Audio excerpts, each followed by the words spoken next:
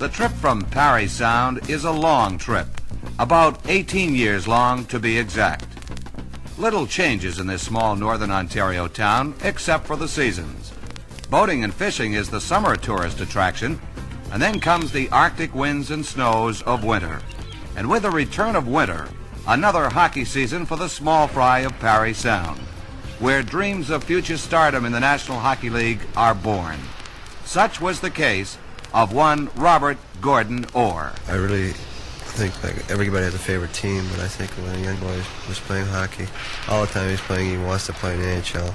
He has a favorite team, but I think the thing is he just wants to play in the NHL, and it doesn't matter where he plays. Bobby Orr was born on March 20, 1948, the son of Doug and Arva Orr.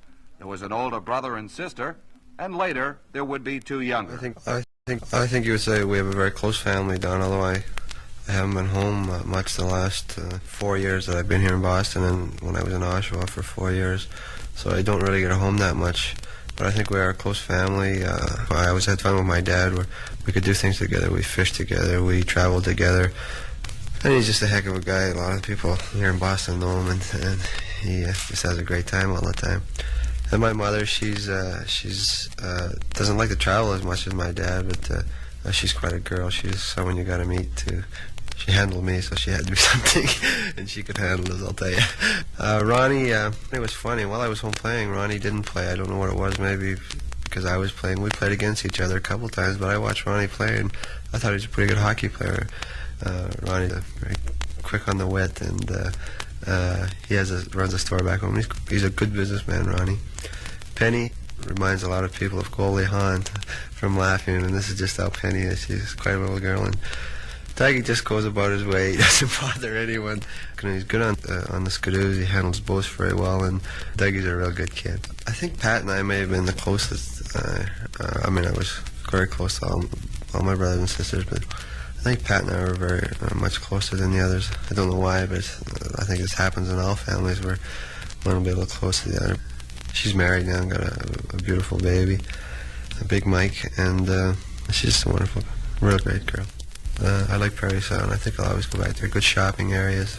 I'd love to go back there. I always go back there. It's a slow-moving town. It's just a small town, not a lot of traffic. It's a great place to grow up. There's plenty to do. Good fishing, good hunting. We do have theater and beautiful parks. Good clean water, good clean air. The country is beautiful. It's a real great spot to be. This may come as a surprise to some, but skating didn't always come easy for Bobby Orr. As it is with most Canadian youngsters, he learned young. Doug Orr, Bobby's father, was there the day Bobby first took to the ice at age 4. From then on, he just kept going, I guess. Mainly the hockey stick was just to keep him in balance when he was at that age, because he used to run over on his ankles quite a bit. I don't really remember, but I would imagine I'd be the same as any young boy his first time on skates. I couldn't stand up. I'd be over on my ankles. As he progressed along with his skating, he became very good with the hockey stick. He really started to show good hockey sense when he was 9 years old, when he started to play pee-wee hockey. And I think that was the year that he won the Most Valuable Player Award for Ontario as a pee-wee. I think that was around the same time that Boston first had a look at him. The best I can remember of Bob is when we used to have an outdoor rink down on the river. I lived on River Street, and we used to build a rink on the river, and when Bobby was learning to skate very well then, and he used to get a puck and sort of play shinny with us, and he could really control a puck, and I can always remember him then. His mother used to come and watch him over the riverbank, and he could go through a whole team there, and everybody wouldn't try to tackle him too hard, but he could really control a puck then. I think that was when he was about 9 that he really showed prominence as a hockey player. I was very lucky when I was young, when I started to skate, that we had plenty of ice, and it's very unfortunate, but I think there's a problem now with kids. They just don't get the ice. I mean, we skated outside more than inside, and that's where we were very fortunate. I can remember him shooting a puck against a piece of tin I had out in my garage here, and he'd spend hours a day just shooting the puck, and I think he developed most of that himself. Bobby Orr's life as a boy in Parry Sound was exciting to him. School and hockey from September till June, and from June till September, well, that was reserved for fun, a little fishing, and daydreaming of that life not yet lived. When did Bobby Orr decide for himself that a professional hockey career was his goal?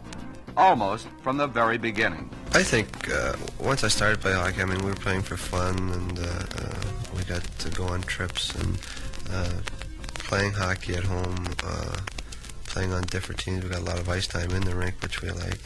I think right from the start, when I started playing, it was in my mind. Like I said, every kid thought like this, gee, I'd sure like to play in the NHL. I think it was in my mind right from the start. It's hard to remember a time when Bobby wasn't playing hockey, and he combined his hockey playing with his schooling. I've always been very lucky, Don. At home, I had great parents, great family, and great coaches. I went to Oshawa to play, and I went to high school in Oshawa.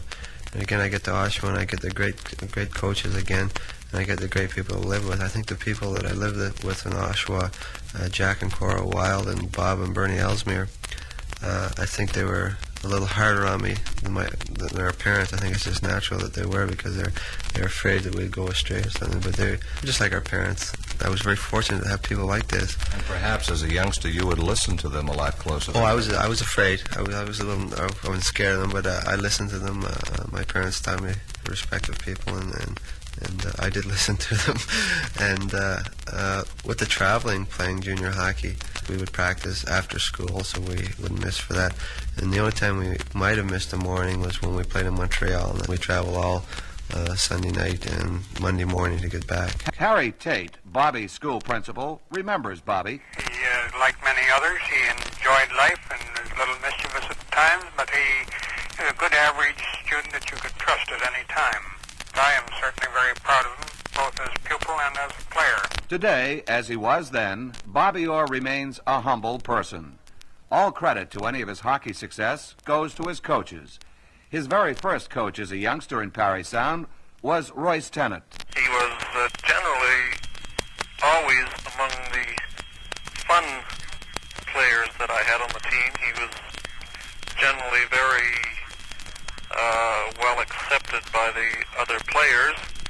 He was possibly a leader in a quiet sort of way. He's good with people.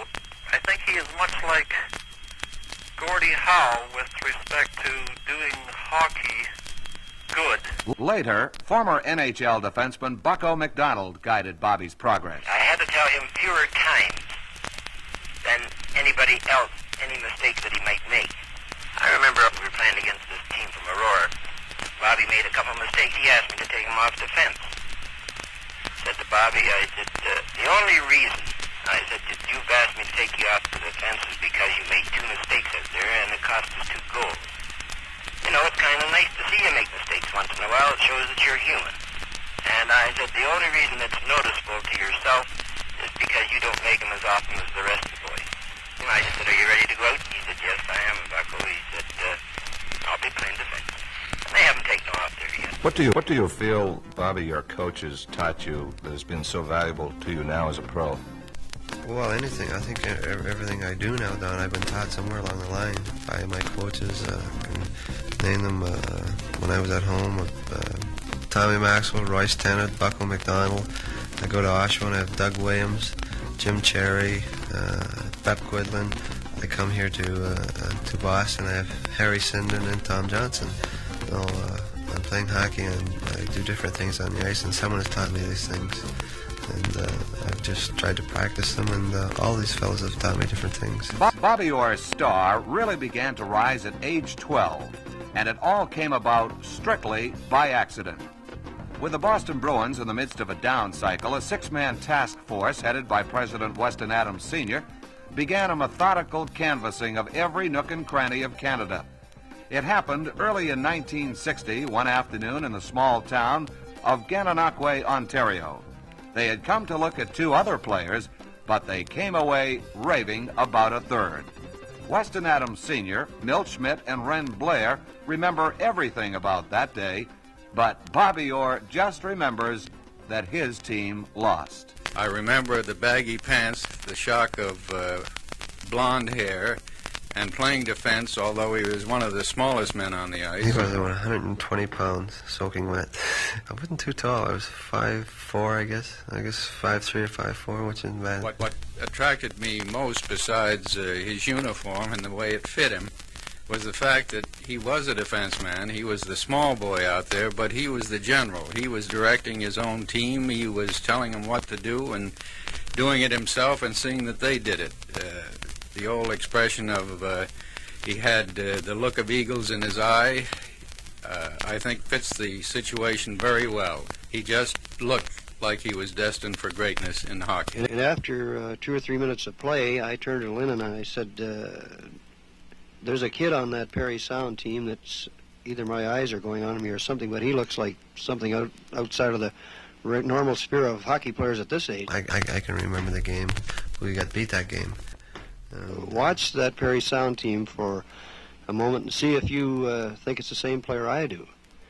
And Lynn looked at me and he said, that little guy number 2? And I said, yeah. And he said, isn't he something else? He certainly acted like a big leaguer at that time, moving the puck out of his own zone. I can recall the time. I can't recall how I played. And stick handling and shooting, and certainly carried himself like a big leaguer all the way. It all was worthwhile, as we all know, a real stroke of luck. And when I say that, is that we were there to look at 2 other players, and we come up with a Bobby Orr. Lady Luck had smiled on the Boston Bruins' future that afternoon, and then Ren Blair drew the assignment of coaxing Bobby's parents into letting him sign the form that would lock him into the fantastic Boston Bruins and NHL career that is now history. I was able to get Bobby to agree to come to our junior tryout camp at Niagara Falls, which was always held the week prior to Labor Day. And he just burnt that camp up at 14 years of age. And Weston was so enthused about him that he suggested that I give up the normal Labor Day holiday weekend and go to Perry Sound, that it was imperative that we get this boy signed. Well, the first person to contact us in Perry Sound was Ren Blair, who was then the general manager of the Oshawa Generals, who also worked for the Bruins. And, of course, we had other people, too, like Scotty Bowman, who was head scout for Montreal Canadiens, Jimmy Skinner, who was with Detroit, Bob Davidson with the Leafs. But I think the guy that bothered us the most was Ren. And every time you turned around, Ren Blair was always visiting us, or when he had the Kingston Frontenacs, I think, he used to detour them through Perry Sound on his way north just so he could stop in and say hello to us. And he invited me up for a couple of trips with him to see a couple of games, but he was bound and bent that he was going to get Bobby to sign with his Oshawa Generals. I took my wife and went up there for the weekend and spent nearly all day Sunday talking with the family because Mrs. Orr just felt that this boy was too young to leave home. And after all, she had a good point. Here's a youngster, 14, and still in grade 8, just graduating into public school, talking about going away from home. And I didn't get him on the Sunday. I stayed overnight with Doug Orr, the father and the mother, and finally around noon hour that day, I eventually got Bobby to sign that card. I guess I was 13 or 14 when I signed the contract, and at that time, they could sign boys my age or any age, I guess, and they were then owned by the Boston Bruins or whichever team signed them to a contract. I feel very proud that I was able to have a part in signing Bobby. I even feel to this day that if there was any community that deserved the next superstar in hockey, which was then coming in Bobby Orr, that the people of Boston deserved him. Bobby, why did you finally pick the Bruins? They were in last place at the time. I wanted to play pro hockey. Maybe I thought it might be the easiest team to try. I don't think there was anywhere for the Boston Bruins to go but up. They were in last place. So maybe I felt that was the easiest place to go or the easiest team to try and make, and they had to go up, and I'm sure glad I went with them. And the Bobby Orr career was launched. 14 goals his first year, 30 goals and a new record his second year. The entire hockey world was buzzing. But what about Bobby? Had his success changed him? We talked to some of his hometown people. Bob Holmes, who runs Holmes Marina. Doug Janak, where Bobby works summers in his store. And Bobby's brother, Ron. I first met Bobby when he was a kid, of course, playing in the minor system. But I never really got to know him personally until he turned junior in Toronto, and I used to drive him back and forth to the games. On your trips back and forth to the games, what did Bobby think and talk about most? Oh, he talked a lot about hockey, of course, and his schooling. He was very interested in a lot of varied sports. Did you ever imagine in those days that Bobby would make it as far as he has in the National Hockey League? Well, I think people thought of it, but I don't think anyone believed that he would go as far as what he had at his present age. Fishing next to hockey is his favorite recreation. I would imagine that when Bobby comes home in the off-season, that's probably the first thing he heads for. We have his boat ready for him and ready to go, and he just comes down, and he goes right straight to Moon River with some of his friends. They always come back with a real good catch. He worked in our store here when he was probably 14 and 15 years old. He was playing junior A hockey at that time for Oshawa. Bob worked in here as a stock boy. He also sold merchandise, and he's quite a good boy. Bobby hasn't changed, as far as I'm concerned, from the days when he was 14 and 15, except he's more mature now. There's one instant that I can remember Bob when he used to play for Oshawa Generals. Oshawa came up here to play one time, and they were playing against our junior C's as an exhibition game. And a little scuffle got out in the ice there, and Bob was out in the ice, and so was I. I remember one time he knocked me down. So he always talked about hockey, and he was always at the arena, but when it comes to, he was always a sportsman anyways, coming to fishing, and not too much hunting, but he always liked fishing and out in the boat. When he comes home to Perry Sound, he's the same. I mean, he talks to all the people he used to know, and he doesn't like talking that much about hockey. When he comes home, he just likes to enjoy himself, but I don't think it's changed him at all. Bobby continued to set new records in the OHA despite tremendous competition. I'm sure out of 20 guys, there's got to be 15 playing pro hockey right now. Gary Smith, who plays goal for Oakland, Mike Walton, Bert Selby, Ron Ellis, Jimmy Keon, Dave Keon's brother, Jimmy McKenney plays for Toronto. I think Al Smith was in there, wasn't he? Al Smith, yeah, yes, the goaltender. And Wayne Cashman played with you. Wayne Cashman played with me. Wayne Carlton. And those fellas all play on one team, and we were playing against them. But Cash, I played with Cash in Oshawa. Danny O'Shea, who are Danny in Minnesota, and Cash, of course, here in Boston. They're two of the players I played with in Oshawa. The records continued to fall. 34 goals at age 16, more All-Star honors. But now the once half-pint defenseman had grown into a solid 5'11", 180-pounder. The Boston Bruins were ready for Bobby Orr, and Bobby was ready to face the sternest test of his young life. At age 18, Bobby Orr signed his first professional contract. It took place on a boat in the wee hours of the Ontario morning. It was in Barrie, Ontario. I was working at a boys' camp, and I got a call from Alan Eagleson, my attorney, and he said, why don't you drop in at my cottage on the way home? I would go near his cottage. So I dropped by his cottage, and my dad is there with a friend of his, Alec Eager, and Al's there, and he says, you're going to turn pro today. And I was surprised, but I was very happy. We drove to Barrie to a yacht harbor where Mr. Ems had his boat, and went aboard his boat, and fought for a little while. Finally, we got the pen out, and I signed my first pro contract. Do you recall that first day at the Bruins training camp in London? I roomed with Johnny Busick, and Chief walked in, and I recognized him, but he introduced himself, and I said, Mr. Busick, how are you? He says, hey, watch that mister. He says, either Chief or John.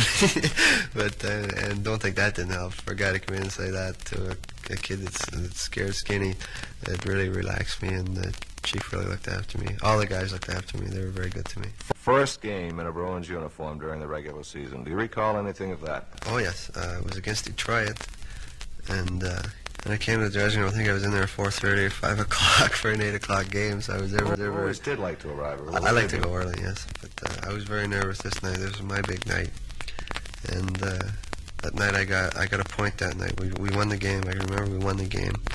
I got a point, and after the game, the reporters came to me and they said, "Gee, that was just a heck of a play you made." And what happened, I had the puck at the blue line, and I went to take a shot, and I fanned on the shot, and it just slid along the ice. I think it was the Chief. I think Chief put it in. And I went to shoot. I was shooting at the net, but I fanned on the shot, and it just slid. It kind of looked like I made the pass to Chief, but it really didn't, and they thought it was a heck of a play. But actually, I was trying to shoot the puck, and I missed it, and it just slid along very easy to Chief, and Chief put it in the net, so it was my first point. Do you remember your first goal in a Bruins uniform? Yeah, it was against Montreal Canadiens, I think. You're right. And that was a big thrill for me. I can remember. It was just a blue line shot, and I can remember that. Do you remember who was in the nets that night? Gump Worsley. Yeah, Gumper was in the net. The rest is chronological history. 4 record-breaking years and Boston's first Stanley Cup in 29 long years. And for Bobby Orr, enough personal hardware to sink a battleship. Ron, did you ever dream way back then when Bobby was a youngster that he'd achieve the success that he has today, that of a superstar? No, not really. Well, when we first went to Oshawa playing Junior A, at the time that Ren Blair found him, he told us himself that Bobby could be a very good hockey player. But here's an ironic twist. Doug and Arva Orr, where Bobby always got inspirational guidance as a youngster in Parry Sound, neither of his parents saw perhaps his biggest goal of his young career, his Stanley Cup winning goal. Orr feeds Anderson behind the net. Back to Orr. He scores!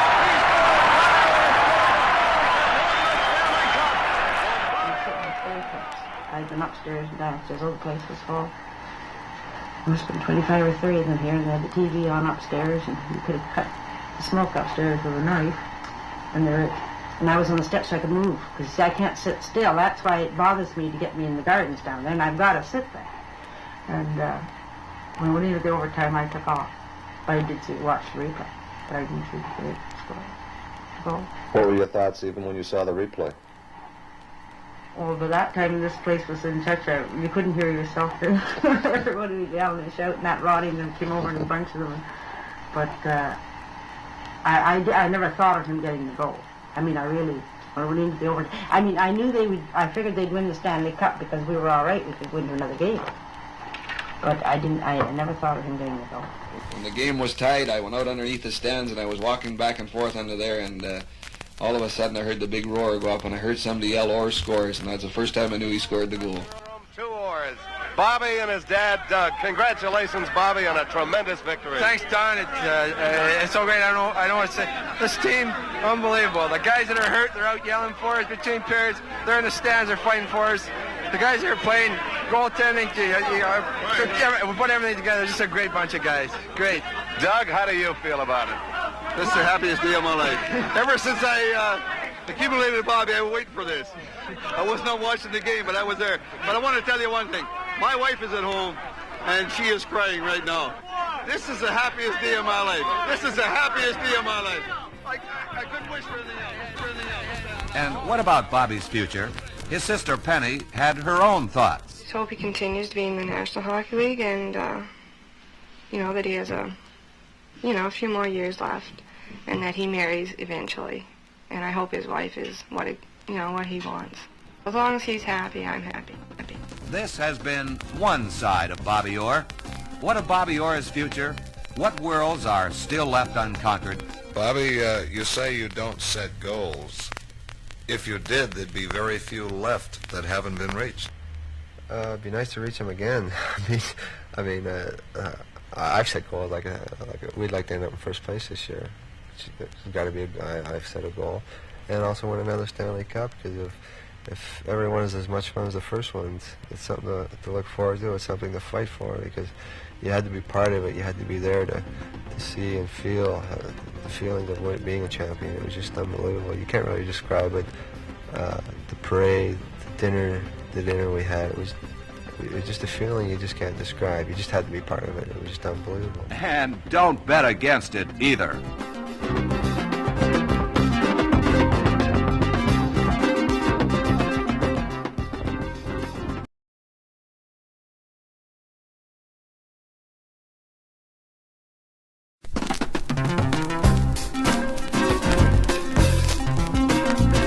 This is the other side of Bobby Orr, the side most hockey fans still find most difficult to believe. He's a defenseman, and he's a forward. He prevents goals from being scored, yet he scores them himself, and at a record-breaking clip. Orr blocks shots, yet he's down at the other end setting up the big scoring plays. Yes, Bobby Orr is many things.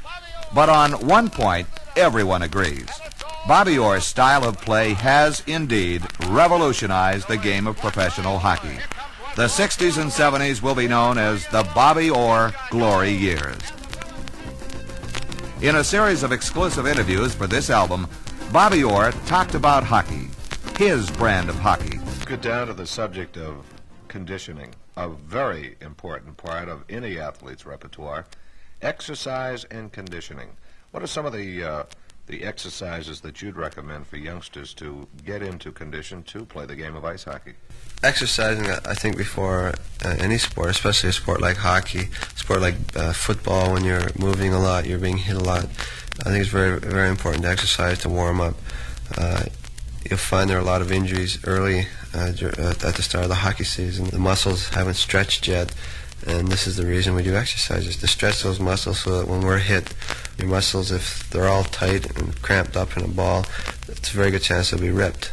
So this is the reason that before training camp, before we even go on the ice, we do calisthenics in the hallway of the arena. Then when we get on the ice, we do other exercises, stretches, groin stretches, that's dropping your leg down and stretching back as far as you can. Kick-ups, that's holding your stick right out in front of you and kicking up to kick that stick. Pull your leg towards your body with your stick, putting your stick on your shin pad and pull it up as high as you can. Running in the spot, holding your stick directly out in front of you and just running. And also running in your spot is a good exercise for a boy that wants to strengthen his legs or his ankles and is having trouble with his balance. But I think the big thing is you'll find with exercise is to loosen the groins. You get a lot of groin injuries. And this is the reason we have a 15-minute warm-up before a game. This is to prepare ourselves mentally, but most important is to loosen our muscles up before the start of the game. In the off-season, people say to me, do you lift weights? I believe in exercising. When I say exercising, push-ups, sit-ups, chin-ups, and take light weights. It's much better, and I'm sure if you talk to just about anybody, will tell you it's better to take light weights and do sets. Do three or four sets of 10, and that'll do much more good than taking the big heavy weight and just doing no sets at all, just pushing it up 5 times. What about running? Running will improve your wind a little bit, but when you get on the ice and start skating, I don't know, you're breathing differently. I don't know what it is. It does help a little bit, but it's different. But it doesn't hurt. It doesn't hurt you at all. Well, of course, once you're on the ice, I know in training camp, wind sprints are very much a part of your daily routine. Wind sprints are very important for your wind, but this is where a lot of guys pull their groins. Quick starts, and this is the reason for building up, gradually building up, doing more and more exercise each day, just stretching those muscles out. And then the wind sprints, this is where you're really going to tell if you've got those muscles stretched out enough yet. If you pull a bad groin, you didn't have your muscles stretched out enough. But this is when they really tell. Stops and starts too. That's right. The quick starts, the stops. It's also very important. If you can't start and stop quickly, then you've got to get back to the exercising. This is the only way to do it, and it's very important. Another familiar exercise around the hockey rink during preseason time is the pushing and pulling. Players pushing against another who are trying to hold back on them. That's a conditioner, John. That's a toughie. This is where we push a player down the ice and he holds by putting his skates out to stop. I would have to say that's the hardest exercise that we do. I mean, but that's for conditioning and also great for your legs. This will strengthen your legs because it's darn hard. Bobby Orr is very particular about every piece of equipment he uses in playing hockey, and he feels everyone should be. Any player, any age, any size, if he's going to play hockey, I really feel a full set of equipment should be used. Injuries can happen so easily, and usually the serious injuries are just a freak accident. And I think that's a good reason for players to wear a full set of equipment, no matter what league or if he's playing out in the pond. If a bunch of kids are playing on the pond, I really think the equipment should be used because you're going to be hurt so seriously with the sticks or the puck, fall, hit your head on the ice, run into the boards. If you don't have equipment on, it's just too easy to be hurt. And I think every kid should wear equipment, no matter what league he's playing in or how big he is or what it is. And something that a lot of kids don't do is their skates. They don't keep their skates sharp. And this is, again, where young kids get hurt so often. Their skates aren't sharp. They can't cut into the ice, and they try to turn a corner, and their skates go right up from under them, fall, hit their head on the ice, and this is where they get hurt a lot. So the kids should always keep their skates sharp, somehow keep them sharp. When I was buying my own skates in Parry Sound, I used to buy them a size or size and a half bigger and put a couple pair of socks on in them to make them fit a little better, because we were growing so fast. We didn't have a lot of money. We were growing, and I grew so fast. Why buy a pair that I'm only going to use for one season, and next season I got to buy another pair? I think every kid should wear helmets. I think what's going to happen, like they're wearing, it's compulsory to wear helmets just about in every league in Canada now, and I think in the States, university, these young players coming up, they're going to be wearing helmets all these years. Now when they're ready to turn pro, they've had the helmets on, now they're going to say, well, why take them off? You'll see helmets. What about sticks, Bobby? This probably is the second biggest problem area as far as younger kids are concerned, selecting the proper stick. You'll see a lot of kids getting hurt down being poked by sticks, because a lot of kids, when they're skating, their arms are flying, and if the stick is too long, it's going to be sticking out, so they're going to be poking kids. A stick should come up to your nose. We measure the kids, and we have the stick coming to their nose, which is a good length for them. All sticks are different. For kids going out to buy sticks, I mean, you can go out and pay $6 or $7 for a stick. You can't expect these parents to go out and buy a $6 or $7 stick every week for a kid, because sticks break awful easy. There are a lot of real good sticks you can go out and buy for $2.50, $3. Real good sticks. Now, the lie of the stick is most important, is it not? Well, when I went to Oshawa, I didn't even know what the lie meant. But the lie is very important. It just depends how you skate. If you're a stand-up skater, say like a Turk, Derek Sanderson, he's got a higher lie. Derek's got a 5.5 or 6 lie. I think this is how it goes.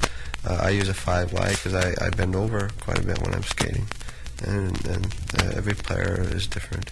Most of them are 5. Maybe 5.5. The lie, of course, is the angle at which the shaft and the blade meet in relation to the ice surface itself. Well, what are your feelings, Bobby, on the curved blade for youngsters? Well, for youngsters, when they get to be great hockey players, Phil Esposito or Stan Mikita or Gordie Howe or Bobby Hull, then start using the curve. It's just too difficult to use. I tried it. I have a slight curve, and some nights I have trouble with that. I've tried the big curve, and it's just too difficult.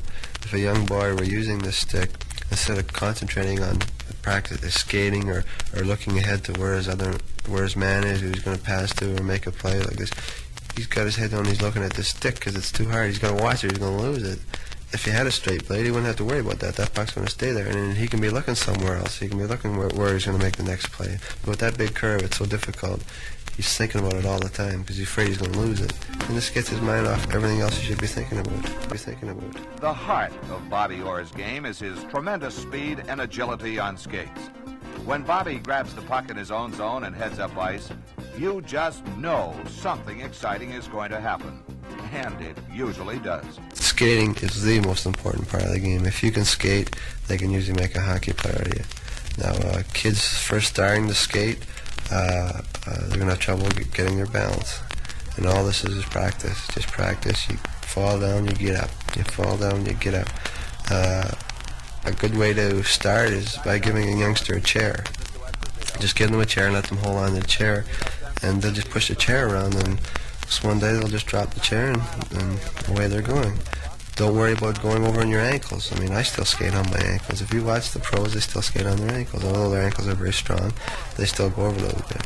When you're skating and turning corners, if you glide around the corners and you're chasing someone, you're slowing down too much by gliding. But if you skate around the corner, and that's skating around the corner is crossing your legs over one leg and pushing, cross it over and push, cross over and push, you're going to keep up the same steady speed.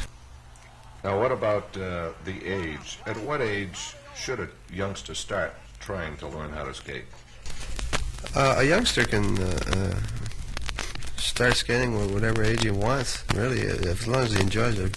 Let him skate whenever he wants, whenever he can stand up. If he wants to skate when he just learned to walk, let him skate if he wants to, because it won't hurt them. In his arsenal of offensive weapons, Bobby Orr employs the entire gamut of shots known to hockey. Each shot is designed for a distinct purpose, and Orr uses each one of them to perfection. The most effective shot is the wrist shot, and if you look around, well, like I say, the kids watch the pros, and you see a lot of the pros using the slap shot, so right away the kids are going to use a slap shot. But I would say to all young boys that are starting to play, develop your arms. And when you get the caliber of SB or Bobby Hull or Gordy or any of these guys, then go ahead, use a slap shot. But until then, develop your wrist shot. Develop those wrists. You've got to have strong arms. This is where you get your good shot. Just sit some night watching TV and just squeezing balls.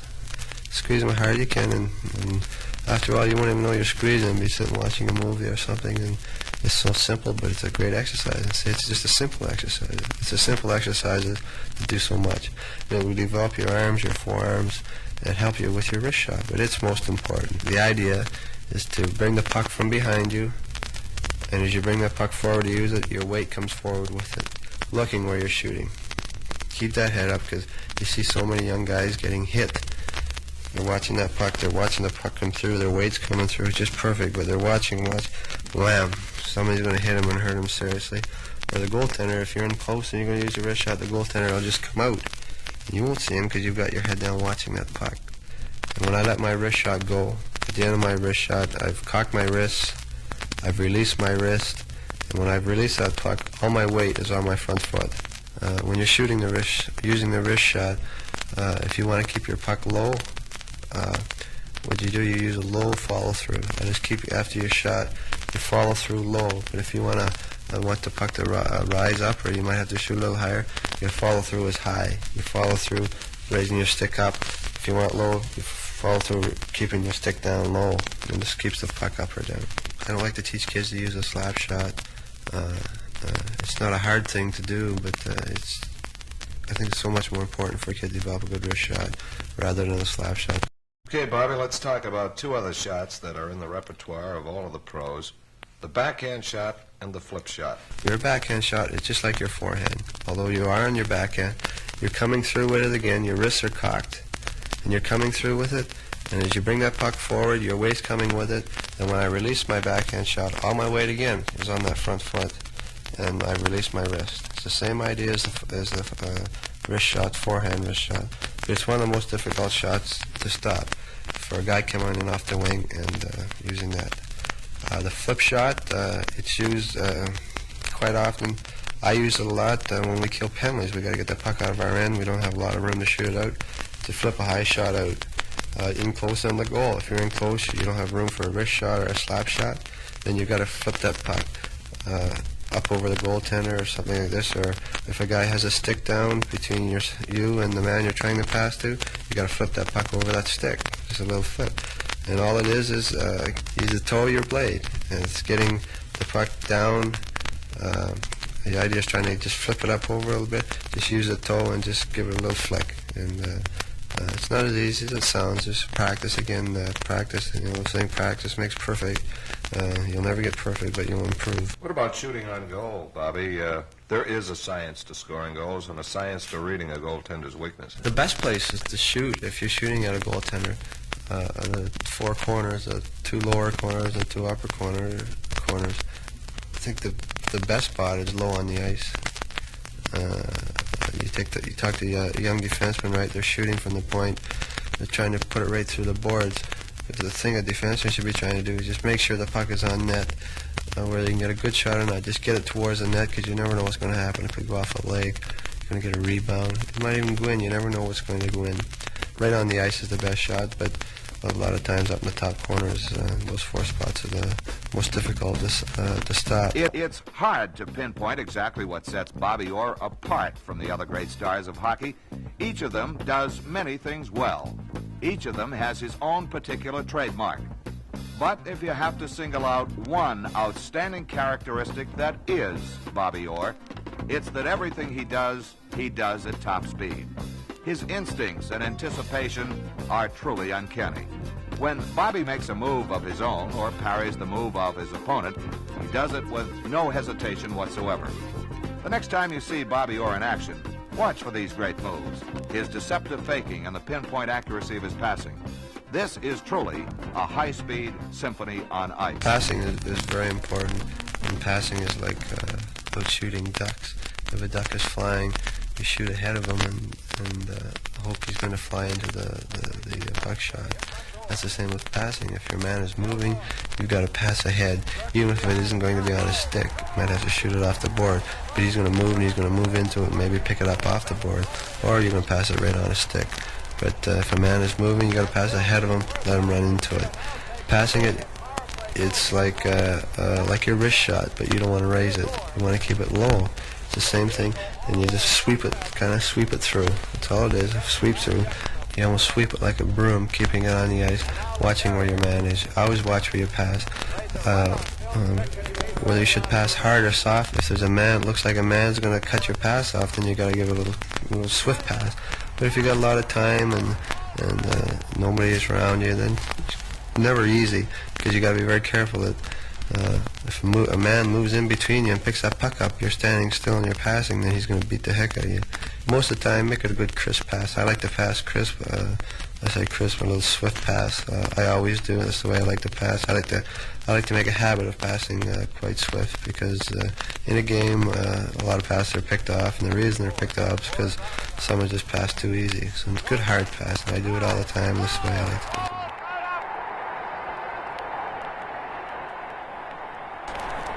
Deking or carrying the puck. First of all, carrying the puck, you better remember, keep that puck out in front of you. If you get it down into close to your feet, then you're going to have to watch it. But if you keep it out in front of you, you can see what's ahead of you, and you can also see the puck. So it's very important to keep that puck out in front of you.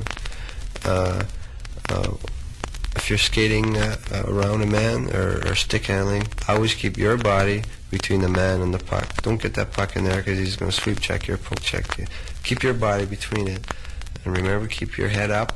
If you keep it out in front of you, you can see the puck and the man. When you're carrying the puck, handle it as little as possible. You'll see kids stick handling and they're back and forth, back and forth. It's not necessary at all. All you do is just use easy sweeps. If you want to move it, easy sweeps.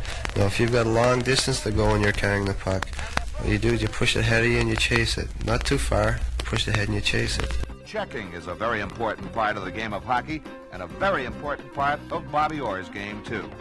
Bobby explains the different type of checks used in hockey. So many people think that to check a man, you got to hit him, and hit him so hard he's almost over the boards. Or, checking is taking a man out of the play, and that's all it is. There are different kinds of checks. There's the hip check. That's hitting a man with your hip, your back end, which Leo Boyven does very well. Leo is just the greatest hip checker I've ever seen. He's hit me a couple of times. And I thought there was trucks on the ice. He's hit me a couple of beauties. There's a shoulder check, which Billy Spear uses very well. I've never seen a guy use a shoulder check like Billy uses it, and he's just the greatest I've ever seen. There's a sweep check, and that is using your stick. A sweep check, what you do, you lay your stick flat on the ice and reach out and sweep the check away from the man. Derek has got to be one of the best. Derek is the best. Derek is the best, and the best I've ever seen using a sweep check and forechecking. When he's forechecking, he uses a sweep check like I've never seen. He hooks the puck off their sticks. It's unbelievable. The sweep check is also used if I were chasing a man, coming up behind him. If I can reach up from behind him and sweep the puck from him that way. Derek also does that very well. There's the poke check, and this is waiting till you think you can reach the man and making a lunge and poking the puck off this man. But the big thing is just keep your arms tucked in and your stick in, and then he doesn't know how far you can reach. And then when you think you can reach him, then it's time to lunge out with your stick and your arm and sweep it or poke it from him. Of course, there's two other checks which really have nothing to do with the actual checking, but is a movement of the offense or the defense, forechecking and back-checking. Forechecking is when the puck is shot into your end and the players that come in to check you to try and take the puck from you or keep the puck in your end. That is forechecking. Back-checking is simply if the centerman is carrying the puck down the ice, the wingman is skating. The guy that's watching that wingman, the guy that's skating back with that wingman is the back-checker. He watches him right into the end. Defensive play in hockey can be just as exciting as offensive play, the way Bobby Orr plays it. Here again is where Bobby's fantastic sense of anticipation and timing comes into play, knowing just when is the right time to drop down to block a shot, employing instinctively the correct moves around the net in covering the puck carrier or guarding the net. And note, too, that defensive play when your team has the man advantage differs greatly from those times when your team is killing off a penalty. Blocking shots, people say to you, gee, you must be crazy going down the block shots like that. But I'll bet $1 to the donut every day that I'm not going to go down unless I'm darn sure that I'm close enough to that man that puck doesn't have time to rise up and hit me in the face. It's just timing. It's simple as just timing. That most of the time, if you see his blocking shot that's in real close on the goal, and the guy doesn't have a lot of room, and the puck just doesn't have time to rise. I've noticed times too, and Dallas Smith will use this technique also, as I've seen you do. You will take the stance of a goaltender with your stick in front of you. This kind of gives you a head start if you do block it and the puck is deflected behind the shooter. If we do get a piece of that puck and we can get it out by that man, might have a good jump on him. We might even beat him. Rather than to drop to your knees to block. So you got to be very careful when you're blocking to your knees. That's why we always tell kids always use a one-leg drop. When you go down, just drop down on one knee. And the reason for this is that you've still got one knee or one skate on the ice, and you can get up much faster than if you go down on two knees and he fakes the shot. You could be in serious trouble because you're at his mercy. He just slip around you. So you got to be very careful blocking shots. Don Earle does block shots. He's like a baseball slide. When we are killing a penalty, we use what we call the box, and this is where we have 4 against 5. So we try to form a box. We have the two defensemen. One will be on one side of the goal. I'll be the other, about maybe 10 feet out from the crease on both sides of the goal. And our two forwards will be out past us, almost to the blue line, not quite to the blue line. And what we're trying to do, we're trying to keep that puck on the other side of that box. The other team is shorthanded. You have the power play on, and if you as a defenseman are playing on the point, this kind of reverses the situation. It's much better. It's much better than being the other way. What we're trying to do, the best play, I think, while we have a man advantage, is to get the puck on their end. They're going to try and form the box too. So what we usually do, we put the big guy, Espy, in the middle of that box. We get him in there, and usually we try to feed him, and it's been quite successful so far. But the big thing is to get in that end and get possession of the puck. They can't run around after us because we've got one extra man, and all we have to do is keep feeding the open man. Having a man advantage is much easier than killing a penalty. And these are merely the highlights and the finer points of playing the game of hockey. Putting these tips from Bobby Orr into practice is now strictly up to you. And the key word is practice. Practice, determination, and dedication, the heart of all successful athletes. Bobby Orr started skating at 3 and hasn't stopped practicing yet. And as long as he plays the game, practice will continue to be an important part of the Bobby Orr game. Make it an important part of yours, too. Yes, Bobby Orr is many things, and to hockey fans everywhere, he's the symbol of a new and even more exciting era in the long history of the National Hockey League. The 1969-70 season was perhaps the greatest year ever for individual accomplishment, and Bobby Orr was the sculptor that carved new vistas into the already bulging National Hockey League record book. From the shy smile and soft-spoken voice to the fierce battle of blade, stick, and puck. From the delicate sensitivity of a boy turned man to the perfectionist on ice. These are the two sides of Bobby Orr.